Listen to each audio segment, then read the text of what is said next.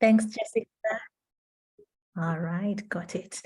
Thanks, Jessica. And it's great to see familiar faces, new faces, but just be in the same space to learn.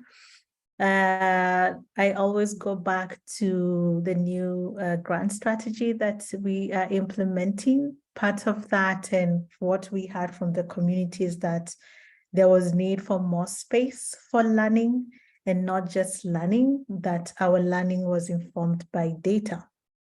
And hence this particular space that is being informed by a follow-up report from an initial report we had sometime last year, that last calendar year, that was looking at what was the intended impact that our partners were seeking to achieve with the different initiatives they were implementing, seeking to try, experiment with, innovate on, to support, in the mission that we all contribute to, which is to make sure, or to seek that every human being can contribute to the sum of all knowledge. And we're grateful to have this space to continue learning with you. We did a moment to check what's the intended impact.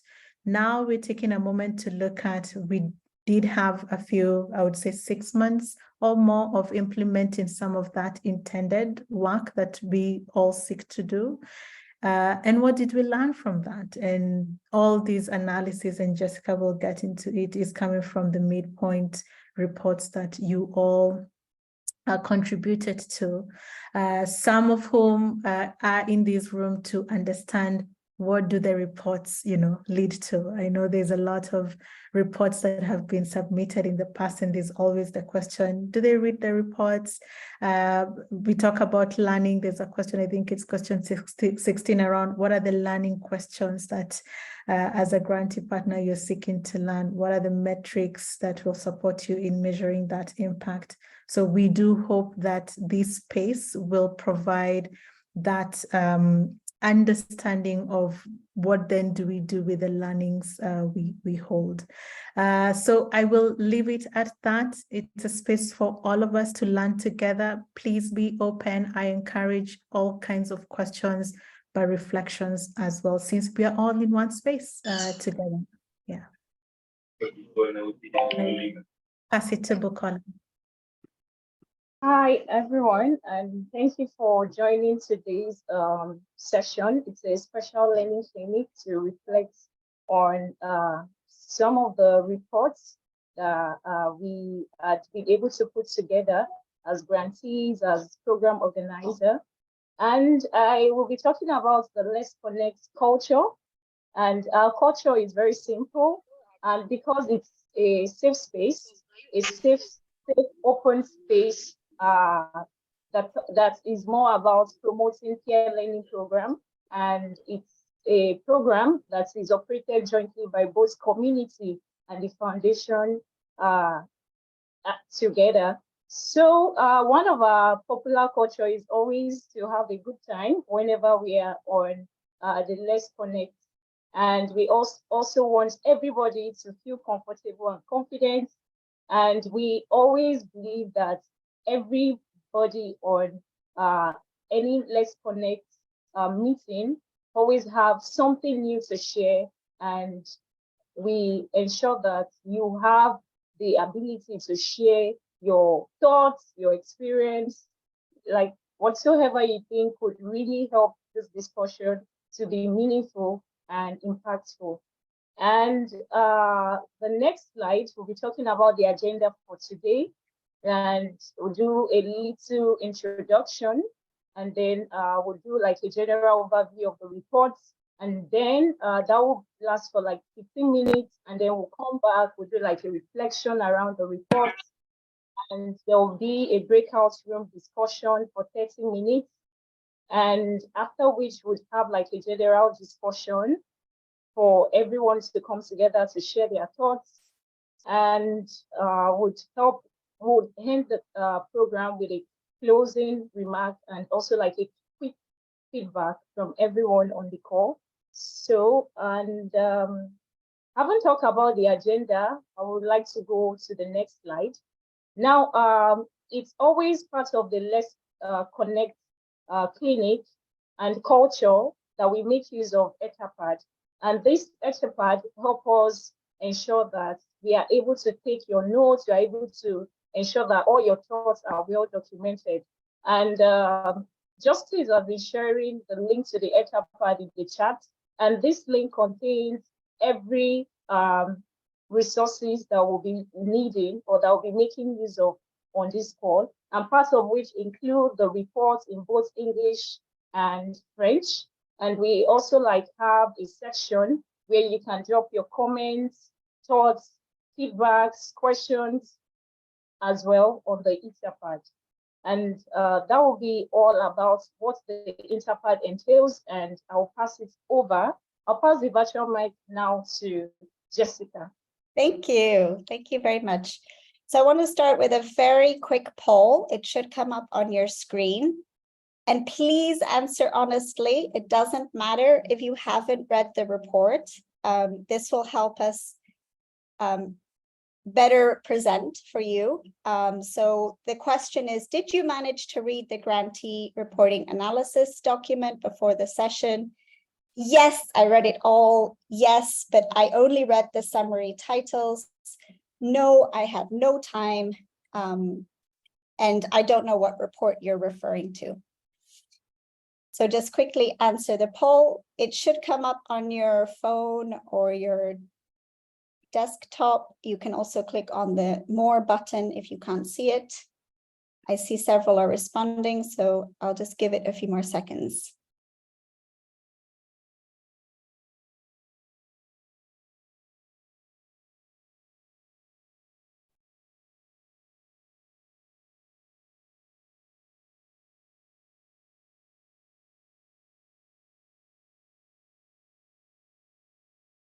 Okay, we had about 64% of people respond. Thank you.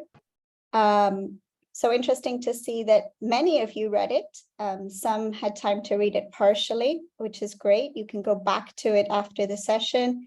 A few didn't have time, and a few don't know what the report is. So it's linked into the Etherpad. No need to open it at the moment. We will give you a summary of the report and you can go back to it after the session. So fantastic. So what is this report built on? It comes from those of you who are grantees. You'll be familiar with having to write midterm reports and final reports. And this analysis comes from the work you did in 2022. So it may not reflect the work you're doing this year, but we hope that this will help us inform the discussions for the future programs and grants that you're going to apply for. For those of you who are new to grants, this will also help you look at some of the practical advice and some of the things you might want to include in your future grant proposals.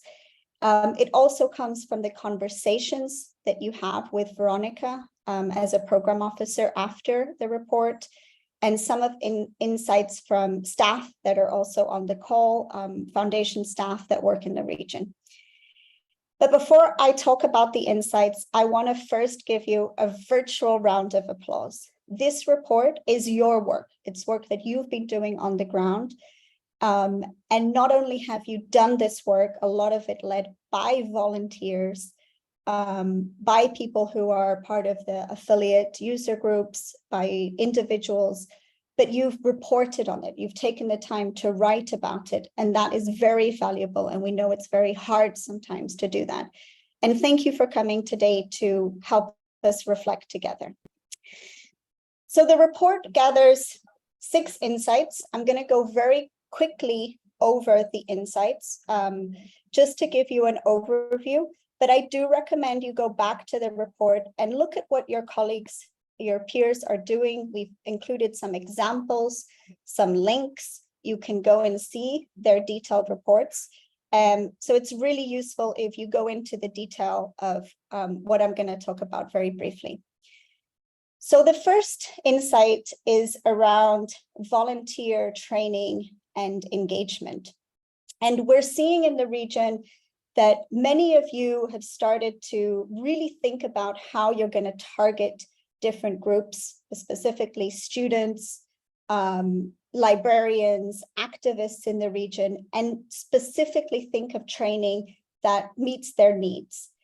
The report looks at some of the tactics that you're using, such as hybrid events, which have been difficult because of issues like internet access, lack of computers, IP blocking, but you've really valued that face-to-face training as well as the online training. However, a lot of you are saying in your reports that your teams need more practical skills to better design and deliver these trainings, and that they better connect with those specific audiences that you want to bring in. So this is a skill that we're looking at really needs to be developed. And what can be thought about in the future when we're thinking about writing our grant reports or participating in different movement spaces? One is that we need more structured training for this. So things that are coming up like the Africa Growth Pilot, I've linked in the page to the Africa Growth Pilot. For those of you who aren't aware about it, it's very important to become involved. The Organizer Lab, WikiLearn, which is a platform for online learning. And also there are communities, grantees who are developing training for peers. And we need to be able to really define how we measure retention of volunteers that we're bringing in. So we're trying out a lot of different strategies, a hybrid event. We're trying out outreach on social media. We're doing all these things, but we don't really know if they're working because we're not using tools to be able to measure if those people are continuing to contribute as editors or in other ways. So there's a lot of talk about retention, but really everybody's talking about different ways of defining retention, and only 3 grantees in the whole region actually report a metric to say, look, we brought in 100 people and we discovered that 3 people actually continued editing. So we're really not measuring this. So we need to find better ways to train grantees and in some tools to measure that retention. And we know that there aren't good tools today. We have problems with the things like the dashboard. There's no good tools today to measure retention, but there are some tools like running queries that we can start training your teams and some of the organizers to be able to measure this data. The other recommendation is to integrate newcomer tools. These are tools that are developed for people who come to edit online that give them very simple tasks, and there's a mentoring system as well for them to be able to get the support they need. That's being developed by a team at the foundation, but a lot of grantees aren't aware that it exists and aren't integrating that into training strategies. So these are some practical recommendations as we move forward. Insight 2 is about enhancing capacities to explore more partnerships and more diverse partnerships. So a lot of the partnerships that grantees are developing today are around existing programs, so campaigns, educational programs, and a lot of that is let's partner with an NGO to bring in new audiences. But we're not looking at maybe partnerships that can add value in the long term. How do we connect to strategic partnerships, agendas on a regional level? How do we build those partnerships for a longer period of time? And a lot of you expressed that this is because you don't have the team or the skilled staff to work on those longer term agreements. And that's something that we need to build. So what can we do together? And when I say what can be done in the future, a lot of this is not a responsibility just for grantees. A lot of it is our responsibility as the foundation to support this work. So how can we map and research volunteers that not only support grantees in bringing in new contributors or content, but also can build organizational capacity, for example? And how do we better invest in our grant projects so that we have the right staff and the right skills development so that staff can manage partnerships? The third insight is around social media. And And this has been social media being, Facebook, Instagram, use of Telegram, the use of WhatsApp, YouTube has been seen as a really good channel for bringing in new contributors and growing our community. But not only that, it's also been seen by grantees as a way to make their organizations more visible to the community in general, to also work is a space where we can offer post-event support. So when people are trained, creating a Facebook group or a WhatsApp group is a way where we can check if they're continuing to edit and how we can mentor them. And it's a way for people to be part of a community. It's also being used as a training mechanism. So doing live stream on YouTube has been a way that you've used social media for training. However, although we see it as something really important and some grantees are investing money into social media and time, it's not very clear how we're reaching these 4 outcomes. There are very few grantees that are reporting on how really they are bringing in new people from social media. Of the 100 people that come to the training, exactly how many came because they saw a Facebook post, or how many are really engaged because that Facebook group exists. We're not actually measuring and reporting that. So we're looking at how many followers we get and how many engagements, likes, but we're not looking at if that is the outcome that we're seeking, and we're being impactful, and that we should invest more money in social media. So something that we can be doing in our next projects is really building some knowledge about tools that exist to be able to measure our social media metrics. And the Wikimedia Foundation has an audience insights team that can perhaps support training grantees to be able to incorporate these tools and these resources. Because if not, we're going to keep saying that it's useful, but we don't have data to actually prove that all those efforts are resulting in these outcomes. The fourth insight is a large focus in the region, in Sub-Saharan Africa, on local languages and culture. A real concern for policy training and how we can make sure that our new volunteers understand policies, don't get frustrated by article deletion, but also finding ways for the region to be part of on-wiki governance and be part of policy discussions, because a movement is also about change, and it's about bringing in what policy revisions are needed.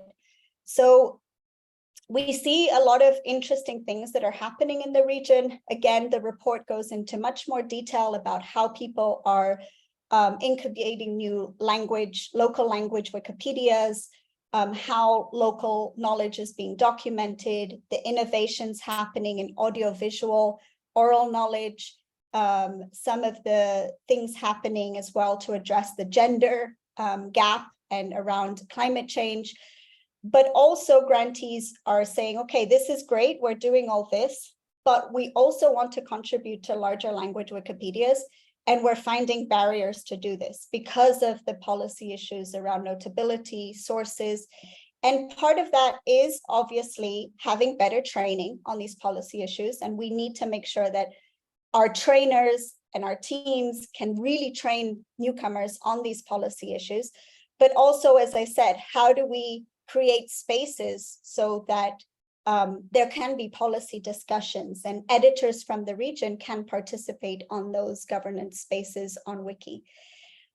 We also need to measure what is the impact of all this work that we're doing on local language Wikipedias or smaller projects like Wikiquote or Wiktionary that have grown in the region, and more grantees are seeking to work on these projects, Wikidata as well. How are we growing in accessibility and readership in the region? How are more people aware about Wikimedia in the region because of the investments you're making in those small projects? And this is really important as the Board of Trustees in the Wikimedia Foundation is discussing what is the future of some of these smaller Wiki projects. what is the future of new language Wikipedias? So showing that impact and having good data is very important. The fifth insight is around organizational capacities. And grantees are really focused now on thinking about not short-term projects, but now longer-term funding opportunities, which allows them to project their growth path as an organization. So thinking of things like, what staffing do I need? What management structures do I need? What governance structures do I need? And this is reflected in some of the priorities that you stated in your reports in terms of where do you think that your teams need to build the skills? So one of them is in conflict management, governance, staffing, and accessing data, assessing data and evaluation. These are 4 areas where grantees feel that they need external support to be able to improve those capacities. And we're looking at what type of support has been useful today. And it's interesting to see that 50% of said that peer sharing and learning from outside organizations, so non-Wikimedia organizations, had been more effective to build your capacities than maybe training provided by the foundation or by other affiliates in the movement. So as we're looking at how to build these capacities in future and where to invest money, perhaps looking at organizations in the region that are experts in some of these topics like conflict management, like building organizational governance, would be a good way to invest in localized training that is useful for each one of the grantees. It's interesting to note that conflict and governance issues come up a lot, but there are very few grantees that are actually talking about how you're investing in creating a culture within your organization to manage conflict and to build skills to work in more adaptive, collaborative leadership. So how are we building skills to accept newcomers into leadership? How are we managing conflicts that arise? And I think this is an important thing to flag and to say, if this is an important thing in the region, how are we investing funds to be able to include that in within our grants? As I said as well, it's important to for the foundation to also be, the Wikimedia Foundation, to be much clearer in what are the different development paths that affiliates should take. What do we expect to see as different steps or milestones in that growth?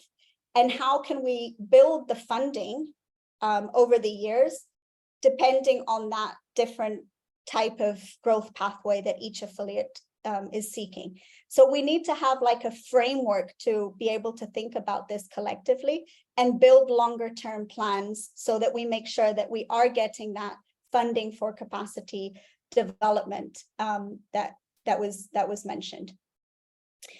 The final insight is around regional coordination, and we're seeing the region is the most marvelous region, and I'm being subjective here, but a lot of Let's Connect participants, 75%, come from the region. But we can see the same in the organizer lab, in reading Wikipedia. Whenever there's training opportunities, Sub-Saharan Africa is there, ready, keen, and there's a lot of interest in peer sharing.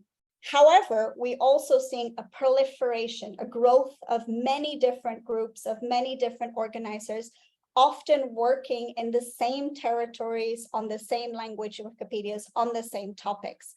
And what do we do to be able to avoid fragmentation or inefficiency or losing collective impact? And one recommendation is that we build this collaboration as we're planning for new grants. We reach out to different communities, include them, and see where we can have a joint grant or joint programmatic work. And this relates to the issue of leadership as well. A lot of the groups arise because there's also been conflicts in leadership, or people don't feel included, so they create their own group. Not always, but this has happened in many contexts. So how do we build those skills for collaborative leadership to avoid that splintering. And my final message is, what can the foundation do to support your work? So we're listening to your reports.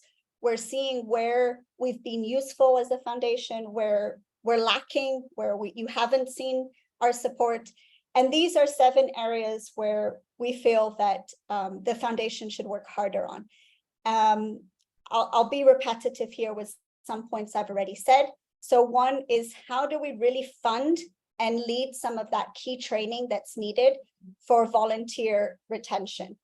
And also create spaces for those editors in the region to participate in on-wiki governance and have the capacity to do so. How do we open spaces for admins and editors and communities to discuss some of the policy issues? How do we support partnerships in the region that can add value in that capacity building for affiliates? How do we support the IP blocking issues, which keep coming up and up? And there are some strategies that are being implemented by grantees, but how do we make this more of a structural issue and we manage to come up with real solutions? How do we work on data definitions? We can't say to grantees, yeah, you should measure retention. It's also the responsibility of the foundation to work with you and say, okay, retention for the region makes sense if we measure it like this. Let's measure it. Let's build some tools to be able to measure it collectively. And finally, the recommendations around more training on social media tools and convening regional spaces for collaboration.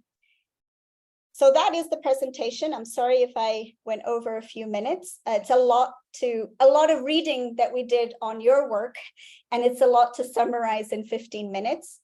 So I will now hand it over to our collective thoughts. And I want to invite you to take 5 minutes to have a think about what you just heard, or what you're looking at in the presentation, or if you already read the report, what your thinking was when you read it, and answer some of these questions on the Etherpad. You can do so also on the chat if you like. What was something interesting to you that you learned from the report and that would be useful for your next grant application or your work in Wikimedia in general? And what would you like to see in future reports? What was missing for you? So take some minutes to think about that, 5 minutes, and we'll come back to share some thoughts as a group.